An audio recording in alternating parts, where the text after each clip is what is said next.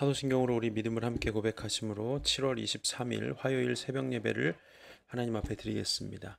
전능하사 천지를 만드신 하나님 아버지를 내가 믿사오며 그 외아들 우리 주 예수 그리스도를 믿사오니 이는 성령으로 잉태하사 동정녀 마리아에게 나시고 본디오 빌라도에게 고난을 받으사 십자가에 못 박혀 죽으시고 장사한 지 사흘 만에 죽은 자 가운데서 다시 살아나시며 하늘에 오르사 전능하신 하나님 우편에 앉아 계시다가 저리로서 산자와 죽은 자를 심판하러 오시리라. 성령을 믿사오며 거룩한 공예와 성도가 서로 교통하는 것과 죄를 사하여 주시는 것과 몸이 다시 사는 것과 영원히 사는 것을 믿사옵나이다. 아멘. 오늘 우리에게 주신 하나님의 말씀 시편 20편 1절에서 4절까지에 있는 말씀입니다. 시편 20편 1절에서 4절 말씀입니다. 환난 날에 여호와께서 내게 응답하시고 야곱의 하나님이 이름이 너를 높이 드시며 성소에서 너를 도와주시고 시온에서 너를 붙드시며 내 모든 소재를 기억하시며 내 번제를 받아주시기를 원하노라. 내 마음의 소원대로 허락하시고 내 모든 계획을 이루어 주시기를 원하노라. 아멘. 오늘은 왕의 승리를 간구하는 백성들의 기도라는 제목을 가지고 함께 말씀을 나누겠습니다. 오늘 살펴보는 이 시편 20편의 말씀은 이제 뒤에 살펴볼 시편 21편과 짝을 이루는 시입니다. 이 시편 20편은 전쟁을 앞두고 있는 이 나라의 백성들, 그러니까 뭐 이스라엘 백성들이죠. 이스라엘 백성들이 전쟁에 나가는 왕을 위해서 드리는 기도, 전쟁을 앞두고 드리는 기도라면 21편은 그 전쟁에서 승리하고 돌아온 후에 하나님께 드리는 감사의 기도로 이루어져 있습니다. 그래서 이 21편을 오늘과 내일 이렇게 살펴보고 또 그 다음에 또 21편을 살펴보면 이 내용을 더 분명히 우리가 이해할 수가 있습니다. 그래서 오늘 본문 말씀 이제 20편 1절에서 4절까지만 살펴보았는데 이 시편 20편이 9절까지로 구성이 되어 있는데 1절에서 4절까지 그 앞부분에서는 이 너라는 표현이 계속 반복해서 등장하는가 하면 이 5절에서 9절까지는 우리라는 표현이 등장하는 것을 보게 됩니다. 한번 본문을 빨리 제가 보여드리도록 할게요. 21절에는 내게 응답하시고 또 너를 높이시고, 여기서 여호와께 내게, 나에게가 아니고 너에게라는 의미로 내게 응답하시고 너를 높이시고, 또 2절에도 너를 도와주시고 또 너를 붙드시고, 3절에도 내 모든 소재를 기억하시고 내 번제를 받아주시고 또 내 마음의 소원을 허락하시고 내 모든 것을 계획을 이루어 주시기를 원한다. 이렇게 너에게, 내게 이런 표현들을 계속해서 하고 있죠. 그런데 5절로 딱 넘어가면 이제 이것이 우리로 바뀝니다. 우리가 너의 승리로 말미암아, 또 우리의 하나님의 이름으로, 또 6, 7절에도 우리는 여호와 우리 하나님의 이름을 자랑하리로다. 또 9절에도 우리가 부를 때 우리에게 응답하소서 하고 1절에서 4절까지는 너라는 그런 표현이 등장하다가 5절에서 9절까지 갑자기 우리라는 표현으로 변하는 것을 이제 보게 되는데, 오늘은 이제 1절에서 4절까지만 일단 살펴보도록 하겠습니다. 그러니까 1절에서 4절까지에 등장하는 너가 누구냐? 여기는 이제 시편에서 너라고 이렇게 번역을 했는데, 사실은 이 너가 이 전쟁에 앞장서서 나가는 왕을 뜻하는 것입니다. 그러니까 이스라엘 백성들의 왕, 그 당시 이 시편이 다윗의 시기 때문에 그 당시의 왕인 다윗을 이야기하는 거겠죠. 이스라엘 백성들이 다윗 왕을 위해서 하나님께 간구하는 내용이 바로 1절부터 4절까지의 내용이라는 것을 알 수가 있습니다. 그리고 5절부터 9절까지는 그렇게 하나님께서 왕을 통해서 전쟁을 승리하게 하셔서 우리에게 승리를 안겨주실 것이다, 이런 내용을 적고 있습니다. 그래서 이 전쟁에서 승리하기를 기원하는 이 시인데, 창과 칼을 들고 싸우러 나가는 왕과 그의 군대들을 위한 시이기도 하지만, 사실은 이 시가 우리의 영적 전투에도 그대로 적용될 수 있다는 사실을 우리가 기억하고 시를 읽어야 할 것입니다. 백성들이 전쟁에 나가는 왕을 위해서 기도하고 있는데 그때 이 백성들이 왕을 위해서 간구할 때 "하나님 우리 왕에게 승리를 주세요." 하고 간구를 하겠죠. 그런데 그렇게 하나님 앞에서 승리를 간구할 수 있는 근거가 있어야 되는데 그 근거가 무엇이냐면 2 절과 3 절이 나옵니다. 2 절과 3 절에 보면 "성소에서 너를 도와주시고 시온에서 너를 붙드시며 내 모든 소재를 기억하시고 내 번제를 받아 주시기를 원한다." 이렇게 기록하고 있습니다. 백성들이 하나님께 "다윗 왕에게 승리를 주십시오."라고 간구할 수 있었던 이유가 무엇이냐?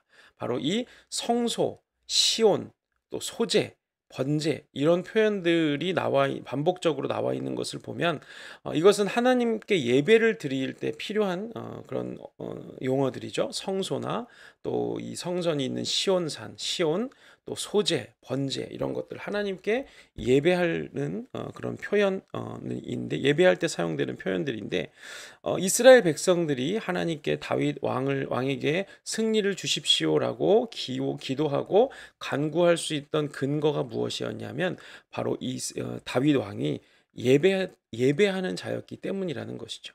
하나님을 높여드리는 자였기 때문에 하나님 우리 왕이 당신을 늘 높여드리지 않습니까? 당신께 늘 예배하고 당신의 성소에서 시온에서 소제와 번제로 날마다 당신을 높이지 않습니까? 그러니까 그것을 기억하고 우리 왕에게 승리를 주셔야 합니다. 이렇게 이 백성들이 기도를 하고 있는 것이죠. 이스라엘 백성들은 다윗 왕이 그 어떤 사람보다도 하나님을 높이고 하나님을 사랑하고 예배하는 왕이라는 것을 잘 알고 있었습니다. 다윗은 왕이 된 후에 가장 처음 했던 일이 무엇이었습니까? 증거궤를 옮겨오는 것이고 또 그 증거궤를 옮겨오기 위해서 6걸음에 한 번씩 제사를 드리고 또 그것을 모시기 위해서 성막을 짓기를 원했지만 성전을 짓기 원했지만 하나님이 허락하지 않으셔서 장막을 짓고 거기에서 끊임없이 예배를 드린 사람이 다윗이었고 백성들은 다윗의 그런 모습을 똑똑히 두 눈으로 다 보았죠. 그렇기 때문에 백성들이 보기에 하나님이 다윗 왕을 도와주시는 것은 너무 마땅하고 당연한 일입니다. 이렇게 여기면서 하나님께 지금 기도를 하고 있는 것입니다. 이 목회를 하다가 보면 참 난감할 때가 있습니다. 그 때가 언제냐? 하나님과 관계가 좋지 않은 상태에서 아는 상태에 있는 어떤 분이 기도를 부탁해 올 때가 있습니다.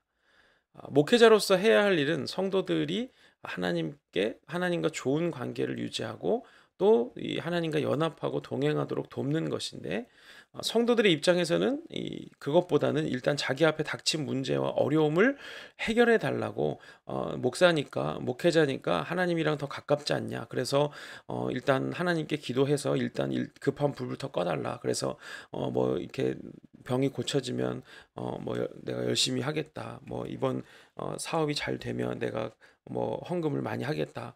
이런 식으로 기도를 요청해 올 때가 있습니다. 목회자는 하나님께 뭐 대신 기도하거나 간구하는 그런 사람이 아니라 하나님과 성도들의 관계, 하나님과 이 교회 공동체의 관계를 잘 맺어갈 수 있도록 돕는 자이고 또 그것을 위해서 애쓰는 사람이죠. 그런데 목회자이기 때문에 목회자니까 성도들이 막 기도를 부탁하고 그럴 때 이제 지금은 이것을 위해서 기도할 때가 아니라 하나님과 관계가 회복되는 것이 먼저입니다. 이렇게 이야기를 하면 상처를 받는 경우가 많이 있습니다. 이런 태도를 가지고 목회자에게 기도를 요청하는 것, 이것은 목회자뿐만 아니라 하나님께 대해도 바르지 못한 태도라는 것이죠. 자녀가 부모님께 무언가를 요구하는 것은 당연합니다. 요구할 수 있죠. 그런데 무언가를 요구하기 전에 부모님과의 바른 관계가 되어 있어야 요구할 수 있는 것입니다. 간혹 뉴스 같은 곳에 보면 어떤 자녀가 부모에게 돈을 달라고 요청했는데 주지 않는다는 이유로 부모를 폭행하거나 죽였다는 소식을 간간히 듣게 됩니다. 하나님은 우리가 감히 어떻게 우리가 하나님을 때리거나 죽이거나 할 수 있는 그런 분이 아니죠. 그런데 하나님이 내 기도 안 들어주셨다고 삐지거나 시험에 들거나 이런 것이 바로 그런 태도라는 것입니다. 먼저 우리가 생각해야 되는 것은 하나님과 나와의 관계라는 것입니다. 내가 하나님께 기도하고 하나님이 내 기도를 들으실 만큼 내가 하나님과 가까운가, 하나님과의 관계가 바르게 되어 있는가를 확인해야 한다는 것이죠. 오늘 이스라엘 백성들이 왕에게 승리를 당당하게 요구할 수 있는 것은 다윗이 늘 하나님을 예배하고 하나님을 사랑하고 하나님과 온전한 관계를 맺는데 누구보다 힘을 썼던 사람이었다는 것을 모두가 알기 때문이었습니다. 하나님은 우리에게 모든 것을 주시고 또 우리가 승리하게 하시기를 그 누구보다 원하시는 분이십니다. 못난 부모인 저도 능력이 안 돼서 그렇지 자녀들에게 좋은 것을 아낌없이 주고 싶어요. 그런데 하나님은 능력이 제한이 없으시고 전능하시고 선하신 아버지이십니다. 그렇기 때문에 하나님이 우리에게 모든 것을 다 주시길 원하시지만 우리가 하나님과 온전한 관계를 맺고 있지 못하다면 우리에게 그 어떤 것이라도 주실 수가 없다는 것입니다. 그러나 하나님과 관계가 온전하게 되면 아무 것이라도 어떤 것이라도 주지 않으실 이유가 없다는 것이죠. 그래서 백성들은 4절에서 이렇게 이어서 기도합니다. 내 마음의 소원대로 허락하시고 내 모든 계획을 이루어 주시기를 원하노라. 얼핏 보면 이 기도는 왕의 소원과 계획하고 있는 것을 다 들어달라 이런 기도처럼 들리지만 우리가 지금 앞에서 2절과 3절에서 살펴본 내용처럼 이 기도는 단순히 왕이 원하는 소원을 들어달라 이런 기도가 아니고 모든 것 다윗이 모든 것을 하나님께 묻고 하나님께 구하는 자였기 때문에 그렇기 때문에 다윗은 항상 하나님의 뜻을 구했고 하나님이 원하시는 것을 행하는 사람이 바로 다윗이었습니다. 그렇기 때문에 그렇게 하나님 안에서 성소에서 시온에서 소제와 번제를 드리며 하나님과 늘 동행하는 그런 사람의 마음의 소원이 무슨 소원을 품고 있겠습니까? 무슨 계획을 가지고 있겠습니까? 당연히 하나님을 향한 계획과 하나님의 나라와 뜻을 위한 소원을 가지고 있겠죠. 그래서 예수님께서 요한복음 15장에서 이렇게 말씀하시죠. 요한복음 15장 7절에 보면 너희가 내 안에 거하고 내 말이 너희 안에 거하면 무엇이든지 원하는 대로 구하라. 그리하면 이루리라. 이렇게 말씀하십니다. 또 빌립보서 4장 13절에도 바울은 이렇게 말합니다. 내게 능력 주시는 자 안에서 내가 모든 것을 할 수 있다. 예수님이 하신 말씀이나 바울이 한 말의 공통점은 무엇입니까? 너희가 주님 안에, 우리가 주님 안에 있어야 한다. 너희가 내 안에 거하고 내 말이 너희 안에 거하고 내게 능력 주시는 자 안에 거할 때 그럴 때 구하라는 거예요. 그럴 때 모든 것을 할 수 있다는 거 말씀을 하시는 것입니다. 그래서 이 말씀들의 강조점은 구하라에 있는 것이 아니라 거하라에 있는 것이죠. 주님 안에 거하라. 그러면 너희가 구하는 것을 주리라. 이렇게 말씀하시는 것입니다. 이렇게 설교를 하다 보니 오늘 말씀의 제목을 거하라, 구하라 이렇게 정할 걸 하는 그런 생각도 이렇게 라임을 맞춰서 이렇게 할까 하는 생각도 들기는 하지만 아무튼 우리가 주님 안에 거할 때 우리에게 구하는 모든 것을 주시는 분이 바로 하나님이십니다. 우리가 하나님과 하나 되고 연합된 상태에서 나의 뜻과 나의 정욕과 나의 계획이 앞설 수가 없겠죠. 백성들은 다윗이 늘 하나님과 동행하며 하나 되기를 그 누구보다 힘쓰는 사람이었기 때문에 하나님께 다윗이 구하는 것을 응답해 주십시오. 다윗이 달라고 하는 거 그걸 하나님 들어주십시오. 왜냐하면 다윗은 하나님의 뜻을 구하는 사람이 아닙니까? 그러니까 하나님의 뜻을 구하는 다윗의 기도에 응답해 달라고 간구에 응답해 달라고 백성들이 하나님께 요청을 할 수가 있었다는 것입니다. 전쟁에 나가는 왕을 위해서 백성들이 하나님께 당당히 승리를 얻게 해달라고 기도할 수 있는 것 참 복된 일인 것 같습니다. 그만큼 이스라엘의 왕이었던 다윗이 하나님과 연합된 삶의 열매가 있었다는 것이죠. 우리에게도 날마다 이렇게 끊이지 않는 영적 전쟁들이 있습니다. 누군가 우리의 삶을 보면서 저 사람은 정말 하나님이 함께 하시고 정말 저 사람이 하는 모든 일들은 하나님이 도우시고 승리하게 하겠다라는 그런 승리를 바랄 수 있는 우리의 모습을 보고 하나님께 영광을 돌리며 우리의 승리를 바랄 수 있는 자가 되어야 한다는 것입니다. 우리 속담에 사촌이 땅을 사도 배가 아프다는 말이 있지만 우리가 하나님께 영광을 돌리고 하나님 정말 세상 사람들 앞에서 정말 부끄럽지 않고 모든 면에 있어서 정말 모범이 되고 정말 모델이 될 만한 삶을 살아가게 되면 사람들이 우리의 승리를 바라고, 아, 저 사람이 정말 승리했으면 좋겠다. 저 사람이 정말 잘 됐으면 좋겠다. 왜냐, 저 사람이 잘 되면 저 사람은 자기를 위해서 살아가는 사람이 아니라 세상을 위해서 또 나를 위해서 자기를 희생할 사람이라는 것을 알게 되면 자기의 승리를 우리의 승리를 원하겠죠. 만약에 제가 뭐 한 달에 1억씩 번다고 해 보세요. 근데 1억씩 버는 그걸 우리 교회 성도들에게 매달 이렇게 나눠 드린다고 생각해 보세요. 그러면 성도들은 제가 돈을 더 벌기를 원하겠습니까? 제가 돈을 더 못 벌기를 원하겠습니까? 당연히 더 벌기를 원하겠죠. 자기들이 더 받을 수 있기 때문에. 이것처럼 우리가 하나님 앞에서 정말 나를 위해서 내 정욕과 계획을 위해서가 아니라 하나님의 나라와 뜻을 위해서 영혼들을 살리는 일을 위해서 살아가게 될 때 내 삶을 보는 사람들이, 와, 저 사람이 더 잘 돼야 되고 저 사람이 더 승리해야 되고 그래서 저 사람을 통해서 하나님의 나라가 이루어지고 많은 사람들이 정말 생명이 살아나고 많은 사람들이 더 이익을 볼 수 있으면 좋겠다 하는 그런 생각을 가지고 기도할 수 있는 그런 삶의 열매가 우리에게 있어야 한다는 것입니다. 하나님을 믿는다고 하면서 우리의 말이나 행동에서 하나님의 영광을 가리고 내 자랑을 드러내고 내 계획을 드러내고 그렇게 하려고 한다면 우리는 이미 그 영적인 전쟁에서 패배한 것입니다.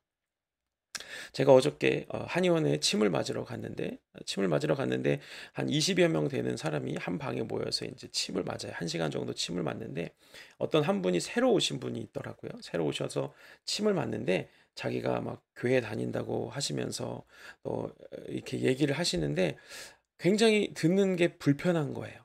어, 그 뭐 다른 분들은 느꼈을지는 모르겠지만 자기가 교회 다니고 그러면서 어렸을 때부터 자기가 뭐 바이올린을 했고 자기가 뭐 유학을 가려고 했고 그런데 뭐 못 가고 막 이런 얘기들을 굉장히 좀 요즘에 TMI라 그러죠. 별로 이렇게 주지 않아도 한의사 선생님도 별로 듣고 싶어 하지 않은 것 같고 옆에서 데리고 오신 분도 아, 그냥 네 얘기만 해, 아픈 얘기만 해 이렇게 말하는 것을 볼 때 아마 그 사람이 자기가 막 자랑하는 그런 것들을 이렇게 불편해했던 것 같아요. 저만 그런 게 아니라. 그래서 또 이제 한참 이제 옆 사람에게 또 침을 넣는데, 아, 선생님 죄송합니다. 근데 제 아들이 체코에 있는데 제 아들이 뭐 체스 선수인데 뭐 그러면서 제가 뭐 이렇게 또 하면서 또 아들 자랑을 그렇게 하고, 아, 또 제 동생이 또 어디 있는데 그러면서 또 막 이렇게 자랑을 하고 그러면서 굉장히 그 자리가 불편하더라고요. 아, 저 사람이 하나님을 믿는다고 하면서 그러면서 뭐 자기가 어디 해외 여행 갔다 온 사이에 강아지가 죽어서 그 강아지 때문에 자기가 우울증에 걸렸고 자기가 지금 조울증 환자고 뭐 조현병에 올라 그러고 막 치매가 오려고 그러고 그런 얘기를 하는, 아니 처음에 교회 다닌다고 얘기는 하지 말지.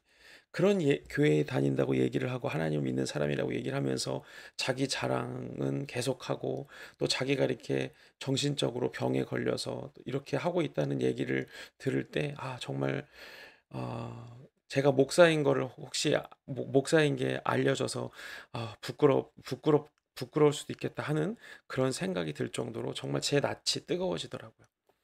그런 모습을 보면서, 아, 우리가 하나님을 믿는다고 하면서 우리를 드러내려고 하고 나를 드러내려고 하고 누가 나를 알아주지 않으면 이렇게 침울해지고 또 가라앉고 또 침체되고 우울해지고, 그러면 우리는 이미 전쟁에서 패배한 것입니다. 우리의 삶을 보면서 사람들이 나를 보지 않고, 사람들은 스스로를 높이는 사람을 절대 기뻐하지 않아요. 예수님처럼 자기를 낮추고 겸손하고 온유한 자들을 좋아하죠. 우리가 다른 사람들이 우리를 위해서 우리의 승리를 위해서 기도하기를 바라고 그렇게 간구할 사람이 된다는 것은 나를 위해서 사는 것이 아니라 그 사람을 위해서 살아갈 때, 그 사람의 유익을 위해서 그 사람을 위해서 살아가는 사람이 될 때 그들이 우리를 위해서 기도해 줄 수 있는 사람이 되는 것이죠. 다윗은 이스라엘 백성들에게 그런 사람이었기 때문에 이스라엘 백성들이 다윗을 위해서 기도했던 것입니다. 우리도 오늘 하루를 살아가면서 우리의 말이나 우리의 행동이나 우리의 생각이 하나님의 영광을 가리는 자리에 있지 않고 오히려 하나님의 영광을 나타내는 그런 사람들로 살아가는 그런 하루가 되기를 주님의 이름으로 축복합니다. 아멘. 기도하겠습니다. 하나님 은혜를 감사합니다. 오늘 시편 20편의 말씀을 통해서 어, 전쟁에 나가는 왕을 위해서 간구하는 백성들의 기도를 살펴보았습니다. 하나님, 백성들이 다윗 왕의 전쟁의 승리를 간구할 수 있었던 이유는 그렇게 하나님께 당당히 승리를 달라고 요청할 수 있었던 것은 다윗의 삶 가운데 늘 하나님과 동행하며 하나님과 함께 살아가는 예배자였기 때문임을 오늘 말씀을 통해서 깨닫게 됩니다. 하나님, 그렇게 하나님 안에서 살아갈 때 백성들은 하나님께 다윗의 마음의 소원을 들어주시고 그 계획을 이루어 달라고 당당하게 요청할 수 있었던 것을 보게 됩니다. 하나님, 우리도 다윗과 같은 그런 삶의 자리에 있기를 원합니다. 우리가 날마다 영적 전쟁을 하고 우리가 날마다 하나님 앞에 이 음란하고 더럽 추악한 세상 가운데서 살아가지만 하나님, 세상 우리를 보는 사람들이 우리의 승리를 기원하고 또 우리가 복을 얻기를 간구할 수 있는 그런 자가 되기를 원합니다. 사촌이 땅을 사도 배가 아프지만 사람들이 우리의 삶을 보고 우리가 더 잘 되기를, 우리가 더 승리하기를 원하는 그런 삶이, 그런 겸손하고 그런 낮아진 삶이 되게 하여 주시옵소서. 우리가 우리의 삶을 나를 위해서가 아니라 하나님의 나라를 위해서 또 영혼들을 세우고 살리는 일을 위해서 살아갈 때 하나님, 우리는 그런 다윗 왕과 같은 사람으로 살아갈 수 있을 것입니다. 오늘 하루도 우리가 그렇게 하나님 안에서 살아가는 자들 되게 하여 주옵소서. 이제는 우리 구주 예수 그리스도의 은혜와 하나님 아버지의 사랑과 성령의 교통하심이 다윗 왕처럼 어디 나가든지 승리를 얻기를 원하는 주변에 있는 사람들에게 그런 기도를 들을 수 있는 그런 겸손하고 온유하고 하나님을 사랑하고 하나님과 동행하는 자로 살아가기를 원하는 우리 모든 성도들 머리머리 위에 이제로부터 영원토록 함께 하시기를 간절히 축원하옵나이다. 아멘. 감사합니다. 오늘 하루도 주님의 영광을 드러내면서 승리를 얻으며 살아가는 저와 여러분 되기를 축복합니다. 오늘 하루도 승리하시고 내일 새벽에도 뵙도록 하겠습니다. 감사합니다.